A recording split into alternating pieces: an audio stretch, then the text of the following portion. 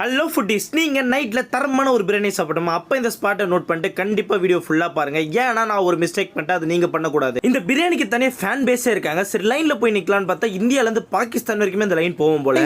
ரொம்ப நேரமாக லைன் நின்று கடை கிட்ட வரைக்கும் வந்துட்டு திடீர்னு என் ஃப்ரெண்டு வந்துட்டு நீ ரொம்ப நேரமாக நிற்கிற, டோக்கனை கொடுத்துட்டு போடா, நான் கொஞ்சம் நேரம் நிற்கிறேன்னு சொன்னா. டே என்னடா சொல்கிறேன், என்கிட்ட எந்த டோக்கனும் இல்லைடா, வாங்கணும் கூட எதுவும் சொல்லியடா, கடை கிட்ட வேற வந்துட்டுடான்னு சொன்னேன். சரி ஓகேடா, நான் இங்கே நிற்கிறேன், நீ போய் டோக்கன் வாங்கிட்டு வாடான்னு சொன்னேன். அதெல்லாம் என்னால் முடியாது, எனக்கு ஒரு கால் வருது, நீயே போய் டோக்கன் வாங்கிட்டு வந்துட்டு மறுபடியும் பசங்க லைன்ல நின்றான்னு சொல்லிட்டான். எங்க பாருங்க அதான் போய் கேட்டு வந்து. சரி அவன் கிடக்குற தற்கொலைன்னு சொல்லிட்டு பின்னாடி திரும்பி, ஐயா நீங்க பார்க்க அமீர் கான் மாதிரி இருக்கீங்க, கொஞ்ச நேரம் மட்டும் லைன்ல நில்லுங்க, நான் போய் டோக்கன் மட்டும் வாங்கிட்டு வரேன்னு சொல்லிட்டு அவங்ககிட்ட உருட்டிட்டு குடுக்குறோன்னு டோக்கன் வாங்க ஓடிட்டேன். கடைசியா டோக்கனும் வாங்கிட்டேன். பிங்க் கலர் ப்ளூ கலர் சொல்லிட்டு 2 டோக்கன் கொடுத்தாங்க. சரி ஜாலியா டோக்கன் வாங்கிட்டு என்னோட அமீர் கான் மாமாவை பார்க்கலான்னு போனேன். அங்கதான் எனக்கு ஒரு மிகப்பெரிய ஷாக்கு. சாம்பார் ஆப்பு எனக்கு